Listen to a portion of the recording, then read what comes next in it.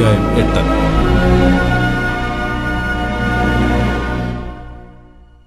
പിന്നെ യഹോവയുടെ നിയമപ്പെട്ടകം സിയോൻ എന്ന ദാവീദിന്റെ നഗരത്തിൽ നിന്ന് കൊണ്ടുവരേണ്ടതിന് ശലോമോൻ ഇസ്രായേൽ മൂപ്പന്മാരെയും ഇസ്രായേൽ മക്കളുടെ പിതൃഭവനങ്ങളിലെ പ്രഭുക്കന്മാരായ സകല ഗോത്രപ്രധാനികളെയും യെരുശലേമിൽ ശലോമോൻ രാജാവിന്റെ അടുക്കൽ കൂട്ടിവരുത്തി. ഇസ്രായേൽ പുരുഷന്മാരൊക്കെയും 7-ാം മാസമായ ഏതാനീം മാസത്തിലെ ഉത്സവത്തിൽ ശലോമോൻ രാജാവിന്റെ അടുക്കൽ വന്നുകൂടി. ഇസ്രായേൽ മൂപ്പന്മാരൊക്കെയും വന്നപ്പോൾ പുരോഹിതന്മാർ യഹോവയുടെ പെട്ടകം എടുത്തു. അവർ യഹോവയുടെ പെട്ടകവും സമാഗമന കൂടാരവും കൂടാരത്തിലെ വിശുദ്ധ ഉപകരണങ്ങളൊക്കെയും കൊണ്ടുവന്നു. പുരോഹിതന്മാരും ലേവ്യരും അത്രേ അവയെ കൊണ്ടുവന്നത്. ശലോമോൻ രാജാവും അവന്റെ അടുക്കൽ വന്നുകൂടിയ ഇസ്രായേൽ സഭയൊക്കെയും അവനോടുകൂടെ പെട്ടകത്തിന് മുമ്പിൽ എണ്ണവും കണക്കുമില്ലാതെ അനവധി ആടുകളെയും കാളകളെയും യാഗം കഴിച്ചു. പുരോഹിതന്മാർ യഹോവയുടെ നിയമപ്പെട്ടകം അതിന്റെ സ്ഥലത്ത് ആലയത്തിലെ അന്തർമന്ദിരത്തിൽ അതിവിശുദ്ധ സ്ഥലത്ത് കെരൂബുകളുടെ ചിറകിൻ കീഴെ കൊണ്ടുചെന്ന് വെച്ചു. കെരൂബുകൾ പെട്ടകത്തിന്റെ സ്ഥലത്തിനു മീതെ ചിറകു വിരിച്ച് പെട്ടകത്തെയും അതിന്റെ തണ്ടുകളെയും മൂടി നിന്നു. തണ്ടുകൾ നീണ്ടിരിക്കിയാൽ തണ്ടുകളുടെ അറ്റങ്ങൾ അന്തർമന്ദിരത്തിന്റെ മുമ്പിലുള്ള വിശുദ്ധ മന്ദിരത്തിൽ നിന്ന് കാണും, എങ്കിലും പുറത്തുനിന്ന് കാണുകയില്ല. അവ ഇന്നുവരെയും അവിടെ ഇരിക്കുന്നു. ഇസ്രായേൽ മക്കൾ മിസ്രയീമിൽ നിന്ന് പുറപ്പെട്ട ശേഷം യഹോവ അവരോട് നിയമം ചെയ്തപ്പോൾ മോശ ഹോരേബിൽ വെച്ച് അതിൽ വെച്ചിരുന്ന 2 കൽപ്പലകയല്ലാതെ പെട്ടകത്തിൽ മറ്റൊന്നും ഉണ്ടായിരുന്നില്ല. പുരോഹിതന്മാർ വിശുദ്ധ മന്ദിരത്തിൽ നിന്ന് പുറപ്പെട്ടപ്പോൾ മേഘം യഹോവയുടെ ആലയത്തിൽ നിറഞ്ഞു. യഹോവയുടെ തേജസ് യഹോവയുടെ ആലയത്തിൽ നിറഞ്ഞിരുന്നതുകൊണ്ട് മേഘം നിമിത്തം ശുശ്രൂഷ ചെയ്യേണ്ടതിന് നിൽപ്പാൻ പുരോഹിതന്മാർക്ക് കഴിഞ്ഞില്ല. അപ്പോൾ ശലോമോൻ താൻ കൂരിരുളിൽ വസിക്കുമെന്ന് യഹോവ അരുളി ചെയ്തിരിക്കുന്നു, എങ്കിലും ഞാൻ നിനക്ക് ഒരു നിവാസാലയം, നിനക്ക് എന്നേക്കും വസിപ്പാൻ ഒരു സ്ഥലം പണിതിരിക്കുന്നു എന്ന് പറഞ്ഞു. പിന്നെ ഇസ്രായേൽ സഭ മുഴുവനും കൂടി നിൽക്കെ രാജാവ് മുഖം തിരിച്ചു ഇസ്രായേലിന്റെ സർവ്വസഭയെയും അനുഗ്രഹിച്ചു പറഞ്ഞതെന്തെന്നാൽ, എന്റെ അപ്പനായ ദാവീദിനോട് തിരുവായി കൊണ്ട് അരുളി ചെയ്തത് തൃക്കൈ കൊണ്ട് നിവർത്തിച്ചിരിക്കുന്ന ഇസ്രായേലിന്റെ ദൈവമായ യഹോവ വാഴ്ത്തപ്പെട്ടവൻ. എന്റെ ജനമായ ഇസ്രായേലിനെയും ഇസ്രായേലിൽ നിന്ന് കൊണ്ടുവന്ന നാൾ മുതൽ എന്റെ നാമം ഇരിക്കേണ്ടതിന് ഒരു ആലയം പണിയുവാൻ ഞാൻ ഇസ്രായേലിന്റെ സകല ഗോത്രങ്ങളിലും ഒരു പട്ടണം തിരഞ്ഞെടുത്തില്ല. എന്നാൽ എന്റെ ജനമായ ഇസ്രായേലിന് പ്രഭുവായിരിക്കാൻ ഞാൻ ദാവീദിനെ തിരഞ്ഞെടുത്തു എന്ന് അവൻ അരുളി ചെയ്തു. ഇസ്രായേലിന്റെ ദൈവമായ യഹോവയുടെ നാമത്തിന് ഒരു ആലയം പണിയണമെന്ന് എന്റെ അപ്പനായ ദാവീദിന് താല്പര്യമുണ്ടായിരുന്നു. എന്നാൽ യഹോവ എന്റെ അപ്പനായ ദാവീദിനോട്, എന്റെ നാമത്തിനൊരു ആലയം പണിയണമെന്ന് നിനക്ക് താല്പര്യമുണ്ടായല്ലോ, അങ്ങനെ താല്പര്യമുണ്ടായത് നല്ലത്. എങ്കിലും ആലയം പണിയേണ്ടത് നീയല്ല, നിന്റെ കടിപ്രദേശത്ത് നിന്ന് ഉത്ഭവിക്കുന്ന മകൻ തന്നെ എന്റെ ആലയത്തിന് ആലയം പണിയുമെന്ന് കൽപ്പിച്ചു. അങ്ങനെ യഹോവ താൻ അരുളി ചെയ്ത വചനം നിവർത്തിച്ചിരിക്കുന്നു. യഹോവ വാഗ്ദാനം ചെയ്തതുപോലെ എന്റെ അപ്പനായ ദാവീദിന് പകരം ഞാൻ എഴുന്നേറ്റു ഇസ്രായേലിന്റെ സിംഹാസനത്തിൽ ഇരിക്കുന്നു. ഇസ്രായേലിന്റെ ദൈവമായ യഹോവയുടെ നാമത്തിന് ഒരു ആലയവും പണിതിരിക്കുന്നു. യഹോവ നമ്മുടെ പിതാക്കന്മാരെ മിസ്രയീം ദേശത്ത് നിന്ന് കൊണ്ടുവന്നപ്പോൾ അവരോട് ചെയ്ത നിയമം ഇരിക്കുന്ന പെട്ടകത്തിന് ഞാൻ അതിൽ ഒരു സ്ഥലം ഒരുക്കിയിരിക്കുന്നു.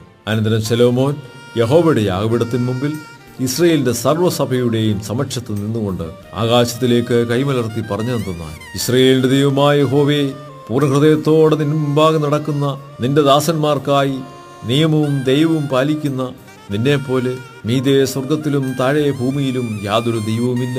നീ എന്റെ അപ്പനായ ദാവീദെന്ന നിന്റെ ദാസന് ചെയ്ത വാഗ്ദാനം പാലിച്ചിരിക്കുന്നു. തിരുവായി കൊണ്ട് അരുളി ചെയ്തത് ഇന്ന് കാണും പോലെ തൃക്കൈ കൊണ്ട് നിവർത്തിച്ചുമിരിക്കുന്നു. ആകയാൽ ഇസ്രായേലിന്റെ ദൈവമായ യഹോവേ, നീ എന്റെ അപ്പനായ ദാവീദെന്ന നിന്റെ ദാസനോട്, നീ എന്റെ മുൻപാകെ നടന്നതുപോലെ നിന്റെ പുത്രന്മാരും എന്റെ മുൻപാകെ നടക്കത്തക്കവണ്ണം തങ്ങളുടെ വഴി സൂക്ഷിക്കുക മാത്രം ചെയ്താൽ ഇസ്രായേലിന്റെ സിംഹാസനത്തിൽ ഇരിപ്പാൻ നിനക്കൊരു പുരുഷൻ എന്റെ മുൻപാകെ ഇല്ലാതെ വരികയില്ല എന്ന് അരുളി ചെയ്തിരിക്കുന്നത് നിവർത്തിക്കണമേ. ഇപ്പോൾ ഇസ്രായേലിന്റെ ദൈവമേ, എന്റെ അപ്പനായ ദാവീദ് എന്ന നിന്റെ ദാസനോട് നീ അരുളി ചെയ്ത വചനം ഒത്തുവരുമാറാകട്ടെ. എന്നാൽ ദൈവം യഥാർത്ഥമായ ഭൂമിയിൽ വസിക്കുമോ? സ്വർഗത്തിലും സ്വർഗാദി സ്വർഗത്തിലും നീ അടങ്ങുകയില്ലല്ലോ. പിന്നെ ഞാൻ പണിതിരിക്കുന്ന ഈ ആലയത്തിൽ അടങ്ങുന്നത് എങ്ങനെ? എങ്കിലും എന്റെ ദൈവമായ യഹോവേ, അടിയനെന്ന് തിരുമുമ്പിൽ കഴിക്കുന്ന നിലവിളിയും പ്രാർത്ഥനയും കേൾക്കേണ്ടതിന് അടിയന്റെ പ്രാർത്ഥനയിലേക്കും യാചനയിലേക്കും തിരിഞ്ഞ് കടാക്ഷിക്കണമേ. അടിയൻ ഈ സ്ഥലത്ത് വെച്ച് കഴിക്കുന്ന പ്രാർത്ഥന കേൾക്കേണ്ടതിന് നിന്റെ നാമം ഉണ്ടായിരിക്കുമെന്ന് നീ അരുളി ചെയ്ത സ്ഥലമായ ഈ ആലയത്തിലേക്ക് രാവും പകലും തൃക്കൺ പാർത്തരുളണമേ. ഈ സ്ഥലത്ത് വെച്ച് പ്രാർത്ഥിപ്പാനിരിക്കുന്ന അടിയന്റെയും നിന്റെ ജനമായ ഇസ്രായേലിന്റെയും യാചന കേൾക്കണമേ. നിന്റെ വാസസ്ഥലമായ സ്വർഗത്തിൽ കേൾക്കണമേ, കേട്ട് ക്ഷമിക്കണമേ. ഒരുത്തൻ തന്റെ കൂട്ടുകാരനോട് കുറ്റം ചെയ്യുകയും അവൻ അവനെ കൊണ്ട് സത്യം ചെയ്യിക്കേണ്ടതിന് കാര്യം സത്യത്തിന് വയ്ക്കുകയും അവൻ ഈ ആലയത്തിൽ നിന്റെ യാഗപീഠത്തിന് മുൻപാകെ വന്ന് സത്യം ചെയ്യുകയും ചെയ്താൽ നീ സ്വർഗത്തിൽ കേട്ട് പ്രവർത്തിച്ച് ദുഷ്ടന്റെ നടപ്പ് അവന്റെ തലമേൽ വരുത്തി അവനെ ശിക്ഷിപ്പാനും നീതിമാന്റെ നീതിക്ക് തക്കവണ്ണം അവന് നൽകി അവനെ നീതീകരിപ്പാനും അടിയങ്ങൾക്ക് ന്യായം പാലിച്ചു തരണമേ. നിന്റെ ജനമായ ഇസ്രായേൽ നിന്നോട് പാപം ചെയ്യുന്ന നിമിത്തം അവർ ശത്രുവിനോട് തോറ്റിട്ട് നിങ്കലേക്ക് തിരിഞ്ഞ് നിന്റെ നാമത്തെ സ്വീകരിച്ചുകൊണ്ട് ഈ ആലയത്തിൽ വെച്ച് നിന്നോട് പ്രാർത്ഥിക്കുകയും യാചിക്കുകയും ചെയ്താൽ നീ സ്വർഗത്തിൽ കേട്ട് നിന്റെ ജനമായ ഇസ്രായേലിന്റെ പാപം ക്ഷമിച്ച് അവരുടെ പിതാക്കന്മാർക്ക് കൊടുത്ത ദേശത്തേക്ക് അവരെ മടക്കി വരുത്തണമേ. അവർ നിന്നോട് പാപം ചെയ്യുകൊണ്ട് ആകാശമടഞ്ഞ് മഴ പെയ്യാതിരിക്കുമ്പോൾ അവർ ഈ സ്ഥലത്തേക്ക് തിരിഞ്ഞ് പ്രാർത്ഥിച്ച് നിന്റെ നാമത്തെ സ്വീകരിക്കുകയും നീ അവരെ താഴ്ത്തിയത് കൊണ്ട് അവർ തങ്ങളുടെ പാപങ്ങളെ വിട്ടുതിരികയും ചെയ്താൽ നീ സ്വർഗത്തിൽ കേട്ട് നിന്റെ ദാസന്മാരുടെയും നിന്റെ ജനമായ ഇസ്രായേലിന്റെയും പാപം ക്ഷമിച്ച് അവർ നടക്കേണ്ടുന്ന നല്ല വഴി അവരെ ഉപദേശിക്കുകയും നിന്റെ ജനത്തിന് അവകാശമായി കൊടുത്ത നിന്റെ ദേശത്ത് മഴ പെയ്യുകയും ചെയ്യണമേ. ദേശത്ത് ക്ഷാമോ മഹാമാരിയോ വെൺകതിർ വിഷമഞ്ഞ് വെട്ടുക്കിളി തുള്ളൻ എന്നിവയോ ഉണ്ടായാൽ അവരുടെ ശത്രു അവരുടെ പട്ടണങ്ങളുടെ ദേശത്ത് അവരെ നിരോധിച്ചാൽ വല്ല വ്യാധിയോ വല്ല ദീനമോ ഉണ്ടായാൽ യാതൊരുത്തനെങ്കിലും നിന്റെ ജനമായ ഇസ്രായേൽ മുഴുവനെങ്കിലും വല്ല പ്രാർത്ഥനയും യാചനയും കഴിക്കുകയും ഓരോരുത്തൻ താന്റെ മനപ്പീടെ അറിഞ്ഞ് ഈ ആലയത്തിങ്കിലേക്ക് കൈമലർത്തുകയും ചെയ്താൽ നീ നിന്റെ വാസസ്ഥലമായ സ്വർഗത്തിൽ കേട്ട് ക്ഷമിക്കുകയും ഞങ്ങളുടെ പിതാക്കന്മാർക്ക് നീ കൊടുത്ത ദേശത്ത് അവർ ജീവിച്ചിരിക്കും കാലത്തൊക്കെയും നിന്നെ ഭയപ്പെടേണ്ടതിന് നീ ഓരോരുത്തന്റെ ഹൃദയത്തെ അറിയുന്നത് പോലെ ഓരോരുത്തരും അവനവന്റെ നടപ്പ് പോലെയൊക്കെയും ചെയ്തരളയണമേ. നീ മാത്രമല്ലോ സകല മനുഷ്യപുത്രന്മാരുടെയും ഹൃദയത്തെ അറിയുന്നത്. അത്രയുമല്ല, നിന്റെ ജനമായ ഇസ്രായേലിലുള്ളവനല്ലാത്ത ഒരു അന്യജാതിക്കാരൻ ദൂരദേശത്തു നിന്ന് നിന്റെ നാമഹേതുവായി വരികയും അവർ നിന്റെ മഹത്വമുള്ള നാമത്തെയും ബലമുള്ള ഭുജത്തെയും നീട്ടിയിരിക്കുന്ന കയ്യെയും കുറിച്ച് കേൾക്കുമല്ലോ. ഈ ആലയത്തിങ്കിലേക്ക് നോക്കി പ്രാർത്ഥിക്കുകയും ചെയ്താൽ നീ നിന്റെ വാസസ്ഥലമായ സ്വർഗത്തിൽ കേട്ട് ഭൂമിയിലെ സകല ജാതികളും നിന്റെ ജനമായ ഇസ്രായേൽ എന്ന പോലെ നിന്നെ ഭയപ്പെടുവാനും ഞാൻ പണിതിരിക്കുന്ന ഈ ആലയത്തിന് നിന്റെ നാമം വിളിക്കപ്പെട്ടിരിക്കുന്നു എന്ന് ഗ്രഹിപ്പാനും നിന്റെ നാമത്തെ അറിയുവാനും തക്കവണ്ണം അന്യജാതിക്കാരൻ നിന്നോട് പ്രാർത്ഥിക്കുന്നതൊക്കെയും നീ ചെയ്തു കൊടുക്കണമേ.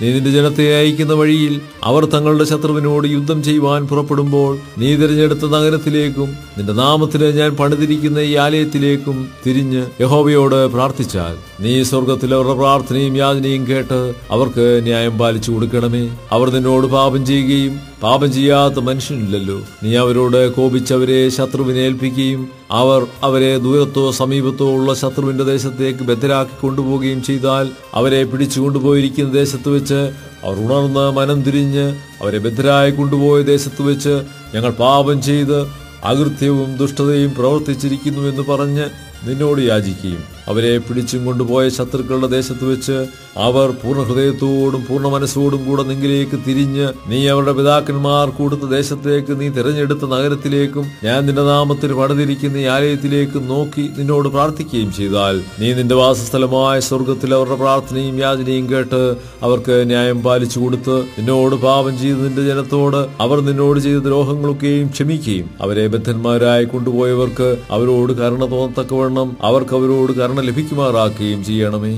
അവർ മിസ്രയീം എന്ന ഇരുമ്പുരയുടെ നടുവിൽ നിന്ന് നീ കൊണ്ടുവന്ന നിന്റെ ജനവും നിന്റെ അവകാശവുമാകുന്നുവല്ലോ. അവർ നിന്നെ വിളിച്ചപേക്ഷിക്കുമ്പോഴൊക്കെയും നീ കേൾക്കേണ്ടതിന് അടിയന്റെ യാചനയും നിന്റെ ജനമായ ഇസ്രായേലിന്റെ യാചനയും തൃക്കൺ പാർത്തള്ളണമേ. കർത്താവായ യഹോവേ, നീ ഞങ്ങളുടെ പിതാക്കന്മാരെയും ഇസ്രായേലിൽ നിന്ന് കൊണ്ടുവന്നപ്പോൾ നിന്റെ ദാസനായ മോശെ മുഖാന്തരം അരുളി ചെയ്തതുപോലെ ഭൂമിയിലെ സകല ജാതികളിൽ നിന്നും നീ അവരെ നിനക്ക് അവകാശമായി വേർതിരിച്ചുവല്ലോ. ശലോമോൻ യഹോവയോട് ഈ പ്രാർത്ഥനയും യാചനയും എല്ലാം കഴിച്ചു തീർന്ന ശേഷം അവൻ യഹോവയുടെ യാഗപീഠത്തിന് മുമ്പിൽ മുഴങ്കാൽ കുത്തിയിരുന്നതും കൈ ആകാശത്തേക്ക് മലർത്തിയിരുന്നതും വിട്ട് എഴുന്നേറ്റു. അവൻ നിന്നുകൊണ്ട് ഇസ്രായേൽ സഭയൊക്കെ ഉച്ചത്തിൽ ആശീർവദിച്ച് പറഞ്ഞെന്നാൽ താൻ വാഗ്ദാനം ചെയ്തതുപോലെയൊക്കെയും തന്റെ ജനമായ ഇസ്രായേലിന് സ്വസ്ഥത നൽകിയിരിക്കുന്ന യഹോവ വാഴ്ത്തപ്പെട്ടവൻ. അവൻ തന്റെ ദാസനായ മോശെ മുഖാന്തരം അരുളി ചെയ്ത അവന്റെ എല്ലാ വാഗ്ദാനങ്ങളും എല്ലാറ്റിലും വെച്ച് ഒന്നെങ്കിലും നിഷ്ഫലമായിട്ടില്ലല്ലോ. നമ്മുടെ ദൈവമായ യഹോവ നമ്മുടെ പിതാക്കന്മാരോട് കൂടെ ഇരുന്നതുപോലെ നമ്മോടുകൂടെയും ഇരിക്കുമാറാകട്ടെ. അവൻ നമ്മെ കൈവിടുകയോ ഉപേക്ഷിക്കുകയോ ചെയ്യരുതേ.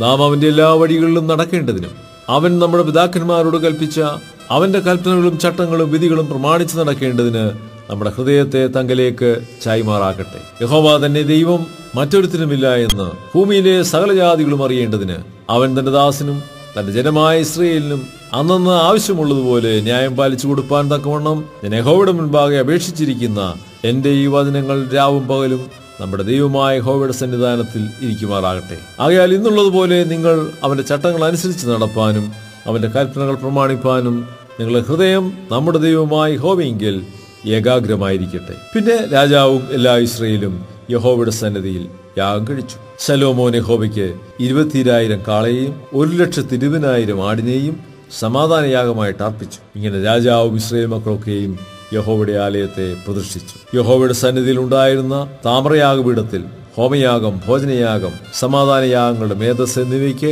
ഇടം പോരാതിരുന്നതുകൊണ്ട് രാജാവ് അന്ന് യഹോവയുടെ ആലയത്തിന്റെ മുമ്പിലുള്ള പ്രാകാരത്തിന്റെ മധ്യഭാഗം ശുദ്ധീകരിച്ച് അവിടെ ഹോമയാഗവും ഭോജനയാഗവും സമാധാനയാഗങ്ങളുടെ മേധസ്സും അർപ്പിച്ചു. ശലോമോനും അവനോടുകൂടെ ഹമാത്തിന്റെ അതിർ മുതൽ മിസ്രയീം തോട് വരെയുള്ള എല്ലാ ഇസ്രയേലും വലിയൊരു സഭയായി ആ സമയത്ത് നമ്മുടെ ദൈവമായ യഹോവയുടെ സന്നിധിയിൽ 7 ദിവസവും പിന്നെയും 7 ദിവസവും ഇങ്ങനെ 14 ദിവസം ഉത്സവം ആചരിച്ചു. 8-ാം ദിവസം അവൻ ജനത്തെ വിട്ടയച്ചു. അവർ രാജാവിനെ അഭിനന്ദിച്ചു. യഹോവ തന്റെ ദാസനായ ദാവീദിനും തന്റെ ജനമായ ഇസ്രയേലിനും ചെയ്ത എല്ലാ നന്മയെയും കുറിച്ച് സന്തോഷവും ആനന്ദവുമുള്ളവരായി തങ്ങളുടെ കൂടാരങ്ങളിലേക്ക്